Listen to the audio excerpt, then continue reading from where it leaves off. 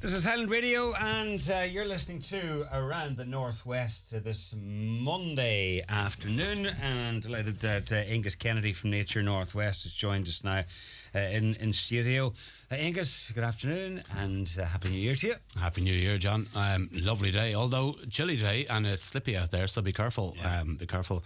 Anybody who's out and about in the roads or even on the paths, just came in one of the back roads, and it's still very slippy. When we get harsh weather like this, our attentions turn to the small wildlife, I suppose, in particular birds, and we realise they can't get at their food because everything is frozen over. So it's a good time to leave out a few wee scraps for the birds. Yeah, a really important thing to do if you can, yeah. And birds, like so much of our wildlife, where they really suffer is from habitat loss. And for years and years we've been chipping away at all of their natural habitats to suit our own needs, but we can replace that to a certain extent by looking after our hedgerows, by looking after our wild patches in our gardens, and we can help by feeding the birds. And if you feed the birds, study after study has shown that the birds, they tend to hang around in the garden, they tend to eat your pests when the spring flowers and crops start to come. And of course they're very beautiful, you know. I feed peanuts, and that will get the various different, the blue tits, the great tits, the cold tits, that kind of thing. Get the chaffinches as well. But I also get the little sunflower seeds. Now they're a bit more expensive, but it's worth buying a small bag of them because you'll get the goldfinches. And when the goldfinches arrive with their beautiful red faces and their golden yellow wings, they're a stunning thing to have in your garden. And it gives you a chance, I suppose, to take a closer look at the birds, and just to enjoy them when you have a feeder out. Yeah, definitely. And if you're thinking about getting a feeder, and you can get these things, it's a big industry now, the bird feeding industry, the bird feeders, the bird food itself. And you can get them all over the place. But try and put them up somewhere where there's a little bit of shelter nearby, because they like to have a little bush or a tree that they can jump in and out of, so they'll feel safe there from the cat or from the sparrowhawk. But try and put them by somewhere where you can see them, by the kitchen window, by the sitting room window, so you can sit and enjoy them. And you'll get used to it. There's only a few species, really. There's only about a dozen species that regularly come to your bird feeder, so you can get to learn them fairly quickly. Okay. Speaking of birds, there's an online guide, and this is aimed at children, and it's really good in that it's, well, for a start, you know, when it's children, you don't want it too long. Secondly, you do want it fairly informative, and the third thing is you want plenty of pictures, and ticks all these boxes. It does, yeah. This was something that the Glenveigh National Park team, education team, created a few years ago. They created a few different books. But one of them was a guide to birds of Inch Wildfowl Reserve. Now, I don't know if there's many of the hard copies left anymore, although you could ask them, of course, next time you're in Glenveigh. But you can get it online, and you can download it, or you can just browse through the PDF online, and it's free. And it's a wonderful thing. It's beautifully illustrated by an artist called Aideen, who's based down in Galway. And it's aimed at children, but the information covers everything, and it's very accessible, very easy to read. So it's a lovely, easy way to get in and try and start figuring out some of the winter birds that have come to visit us. Yeah. And it's a great introduction as well to Inch Wildfowl Reserve, if you're not familiar with it, and it gives you an insight into, you know, a bit of the background, a bit of what's ongoing down there, and then the birds themselves that come there. Yeah, the Inch, I think, is a fascinating place, really, because, of course, it's all reclaimed land. So over 100 years ago, that land, the waters, the Swilly, would have flown freely around Inch Island. Whereas now all of that flat plain, which you see when you're driving towards Derry, and you're passing the Burt and the Green Awn Hotel and whatnot, all of that land to your left. All down left, yeah. Yeah, that's all reclaimed, and it's an amazing feat what they did, engineering well over 100 years ago. And now that's farmed, but they also, right beside it, have an amazing wildfowl reserve. And it's a great argument or discussion for how we can have farming, but we can also have nature at the same time if people work together, and if people work with the National Parks Wildlife Service, and if they look after the kind of birds and just leave room for the birds, you know. Yeah. If you've got a question, by the way, that you'd like me to put to Aengus, then get in touch, 086 60 25,000 by text message or on WhatsApp. And just to remind our listeners where they can access that guide. Yeah, so I Googled it this morning just to check, and I put in Inch Birds Book. And I put as simple as that, those three words, Inch Bird Book, and up comes the free PDF, so you'll be able to get it there. And what we'll do is after this session, we'll pop it into the comments section on the Facebook page as well. Okay, perfect. Yeah, a link into it. Now, staying briefly with birds, I see there's a new study by Birdwatch Ireland, and it's found that the number of water birds that winter here in Ireland has actually dropped by 15% over the past 5 years. That seems like a lot in 5 years. It's an awful lot in 5 years, and it's a very worrying thing, really, because a lot of these birds, even though some of them might be invisible to a lot of the public, because they'll go into the muddier places in the estuaries, and quite often a lot of them only visit us here in the wintertime. Their numbers are going down and down. And remember, these birds have been coming to our shores for thousands and thousands of years, before we were here, before we started changing our shores and draining our lands and manipulating the foreshore and whatnot. I mean, we're chatting about a lot of birds that come to places like Inch, but right the way around to our wetlands and wet lakes and other wet areas. Oh, absolutely, yes. So Lough Swilly and Lough Foyle, just across the hills from it, are very important bird sites. They're internationally important bird sites for the amount of birds that they hold, particularly winter birds, but all over the place. Any bay, any estuary in Donegal will hold a good number of birds this time of year. And then around the fields, around the estuaries and around the bays, a lot of the birds will go to feed during the daytime. So you'll get some of the bigger geese there, and you'll get some of the bigger waders, the ones with the big long beaks, that will go there as well. And they're all relying on us to provide a bit of a habitat so that they can survive for the wintertime. And again, back to that point of they were doing this before we arrived. So surely it's incumbent on us to make sure that we leave space for these birds so that they can go back to their breeding grounds in safety. Yeah, absolutely, and it's not just about birds, but other wildlife as well. And what do they feed on? They come here and they like us at certain times of the year, but what do most of them feed on? Yeah, so there's a huge variety of types of birds, but one of the lessons I do in schools on a regular basis is I bring in various different stuffed birds that I have, and I show them the different kind of beaks. And you can tell a lot about a bird by its beak. So if you look at the birds on your garden feeder, the birds like the robin and the wren with the little tiny, fine little pointy beak, it's like little tweezers, and it's looking for tiny bugs or tiny seeds. Whereas the big chunky beak on, say, the chaffinch or the goldfinch is better for cracking nuts.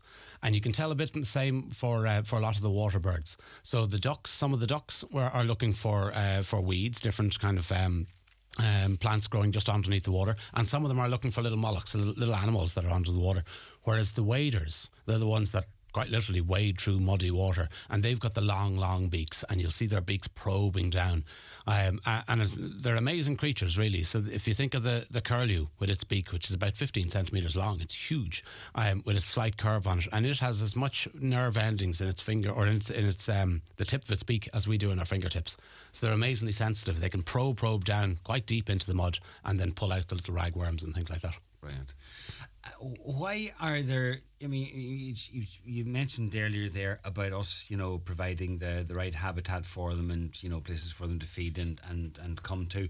But what is that? Is that really the main reason why the numbers are down so much? It's one of the big reasons. And like any of these things, like the corncrake when it heads off to Africa in the winter, we can't control what happens when it goes elsewhere. And climate change, of course, is having an effect on everything. It's having an effect on us. It's having an effect on the birds and all of nature. So that affects birds, whether they come here for the summer or whether they come here for the winter. But the way that we look after the habitats, that's the big thing for the birds here. The disturbance that we have on the habitats, people going down, exploring more, getting out and looking at these wild places more, which is a wonderful thing to do. But the more you do that, the more you're disturbing the birds. And if you bring a dog along with you, and you'll see if you go to Inch Wildfowl Reserve, dogs are allowed there, but people are asked to respect the rules, keep their dog on the lead, because even the presence of a dog just running around, it mightn't touch the birds, mightn't catch the birds, and your dog isn't trying to do them any harm most likely, but it's enough to push them on. And you think of some of those birds, you think of the little sanderlings, for instance. I was up at Killahoe Beach yesterday, the beautiful Killahoe Beach near Dunfanaghy, and there's these tiny little birds called sanderlings. They're kind of white and grey, and they've got a black little beak, and they run along the edge of the beach. And anybody who walks at any of our beaches will be familiar with them in the winter. Yeah. And a tiny little fella, the size of a blackbird, and they run in and out with the waves, and the waves will disturb these tiny little shellfish that we don't even notice. They're picking away at those. Those birds have come from Siberia. So they've come all the way from Siberia to our shores in Donegal. And then we let our dog off and the dog chases them up and down. We think this is great because we see the dog interacting with the birds. Yeah. But what the dog is doing is it's putting those birds under pressure and it's depleting their little energy reserve that they have. Because that same bird, when we're tucked up tonight and when your dog is tucked up nice and cozy tonight, it has to try and survive those freezing temperatures. So we need to be mindful when we're out and about interacting in these places. And then on the greater scale of thing, we need to start protecting their habitats as well. I was thinking the exact same thing actually over the weekend because we went for a walk not far from where you were. We were at Lurgabrack, the so-called secret beach, and on the way over, it's you sort of go where you want. There's no clearly defined path, and I'm thinking, now we didn't have the dog with us, but I'm thinking, you know, if we go that way and somebody else goes that way and somebody else goes the other way, you know, the chances are we're going to be disturbing something or other instead of having, you know, a clearly defined path over and another one back or something to that effect, or maybe one for over and back. And, you know, and it all adds up. It does all add up, and people don't really see the impact, particularly with the dogs that they do, because the dog is gone and the dog comes back quite happy and they don't really notice what's been happening. That area is very interesting. That area around Hornhead, there's a program called the Life on Maher program, and if you're interested in conservation or nature preservation, look up Life on Maher. And they've only really started. They employed some people last year. They've got a great team of people in Donegal. They're also based down in Mayo, and they're working with local farmers, local landowners, to try and preserve some of that fantastic and unique habitat, which shelters birds in the winter and shelters a certain amount of animals in the winter, but also looks after a huge amount of birds in the summertime as well. And you'll have them very close to where you are. And I'm not an advocate of keeping dogs on the lead all the time, but I suppose we have to be mindful of you know, wildlife and other people as well. But it's just a pity that there weren't more places where we could comfortably let dogs off the lead and not be well, I think that's a conversation we should be starting to have with the council and with ourselves more, because the dog ownership has increased from, it was a bit over 400,000 before COVID, and now it's estimated at over 800,000 dogs. So the amount of dogs in the country have doubled, and that's the ones that are registered. So that's the responsible dog owners. And of course people love their dogs and need places. The dogs need places to exercise, but we also love our nature, and we need to be able to find space for both. So in the meantime, keep your dogs in the lead and just be aware of where you are, and then we'll get to enjoy the nature all the more. Speaking of keeping dogs on the lead, there was an incident last week, and it was just one that was highlighted. It happens all the time, where there was a seal that came up on a beach, and people were being advised just leave it alone, give it, you know, don't approach it, and just give it some space. What should we do when we see a seal like that? Resist temptation. That's what we should do. Yeah. And I fully understand the urge. If you see a seal, and typically if you see a seal on the beach at this time of year, it's most likely going to be a pup. The adults will haul out. Seals are incredible creatures. Again, you think of the cold of the water at the moment, and seals spend about half of their life in the water hunting. But crucially, they need to spend the other half hauled out so that the oxygen can go all the way back through the blubber, all the way back through their blood, and they can warm up enough. The adult ones will tend to haul out in places where we can't get to, or we don't get to as much, because they're wise to us. Whereas the young ones, the grey seals, which is our bigger of the two species that we have around the coast of Ireland, the grey seals, they give birth to their young from between August and January. So typically October, November is when it peaks. And it's an amazing thing, really. The mum feeds these young pups with the richest milk in the world, some of the fattiest milk in the world, feeds, and then just heads off, starts breeding again and goes off for the business. And that pup needs to figure out its own way to be able to needs to learn how to swim, needs to learn how to hunt, survive with the winter just setting in Ireland. So oftentimes they'll haul up on beaches at this time of year, just having a rest. There's probably nothing wrong with them. And the temptation is to go up and have a look and try and get a good photo, or your dog might be taking a snap at them or whatever. Stay away from it. Leave it alone. Don't disturb it. Like all wildlife, if you can. In general, they're they're curious, and then we're curious, and it can lead to problems.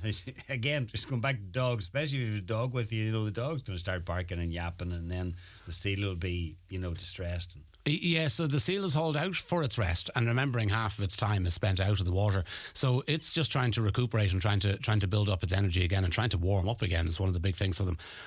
And they're amazingly graceful in the water, but they're amazingly clumsy on land. They can waddle around, but they can't move very fast. So their only line of defence is not really escape. It's to defend themselves, it's to attack. Excuse me. So they'll tend to snap. And I have taken part in seal surveys over the years. And they've very strong teeth. You don't want to get bitten by one of them, and you certainly don't want your dog to get bitten by one of them. So it's another reason to keep them away. The seal can't run away. It can't just skedaddle. It can't fly off like the birds can. So they're going to defend themselves. And if you do see a seal that's in obvious distress, there's a hotline. There is indeed, yeah. There's the Irish Seal Sanctuary. So you can look up the Irish Seal Sanctuary, and if you Google that, you'll find them. They pop up very quickly. And they've a load of fascinating information as well. If you find a seal, anytime I find anything like that, especially when my children are a bit smaller, it's a wonderful opportunity to go home and then to get them to Google that and look it up on the iPad, and you sit with them or on the computer or whatever you have, and start going through some of the information on them, because the websites, the Irish websites on that kind of thing, be it for bats, be it for seals, be it any of those kind of websites, they've got really, really good over the last few years. They put a lot of resources into it, and they're very accessible. Okay, good. Just some questions going back to birds. Where did the blue tit go? Caller says that she's seen none about. Oh, that's interesting. Just a little local drop in population, perhaps. But they tend to move around at this time of year anyway. Some birds, like the robin and the wren, are very sight faithful. So the robin that you hear singing this morning when you're defrosting the car or out and about, that robin will be with you as long as nothing happens all winter. Whereas the blue tits, they tend to move in flocks, and they'll move around from trees to trees to trees. And hopefully more will come. But keep putting out the bird feed, and they'll come. Someone has asked about robins. Why do they not eat off the bird feeders? Yeah, they don't have the dexterity. And a couple of times I've seen them jumping onto the bird feeder and pecking away at the peanuts, but it's very unusual. Normally they hang around the bottom.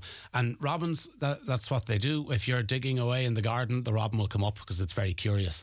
But they think that behaviour goes right back to when it was a woodland creature, back before humans were there. And when the boar or the deer or whatever else was rummaging through the forest, they'd be following those kind of characters and looking for any little bugs that they've disturbed. So the robins will hang around underneath the feeder, but they won't have the dexterity, unlike, say, the siskin, which is another beautiful bird and something worth looking up if you have garden feeders. Look up the siskin, Siskin, and they're bright yellow and black birds, and they'll hang upside down on the feeder. So they're the opposite to the robin. They're like little acrobats. Okay, to get at what they need to get at what they need, and they're feisty too. They'll chase off some of the bigger finches and whatnot. They're gorgeous things.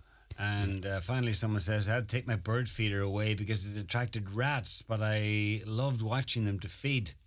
It's a tricky one. Yeah, and I would start again, but just start cautiously. Start with peanuts and just put in a few peanuts and nothing else.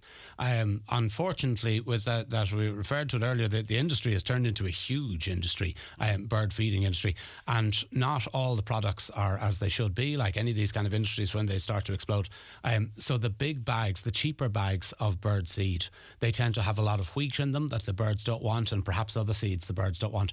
And if the bird is discarding those seeds and not picking them up, well, then something else might come. Yeah. Whereas you're better off buying just a small bag for a few years of really high quality feed. Or another thing that I like to do is I buy a bag of porridge, the cheapest porridge I can find, and I'll put out just a sprinkle, a thimbleful, on a little table nearby, or even on the windowsill nearby. And the birds will come and find that very quickly and gobble it up. And then you'll know that you can put out a little bit more the next time, and a little bit more the next time. And if there's any left over by the end of the day, you know you're putting out a bit too much. All right, simple as that. Yeah. Okay, informative as always, Aengus. Thank you very much. And more information about what you've been chatting about on your website, obviously, Nature Northwest. NatureNorthwest.ie, or on the Facebook or Instagram and all that. Yeah. Thanks a million. Brilliant. Thanks, John.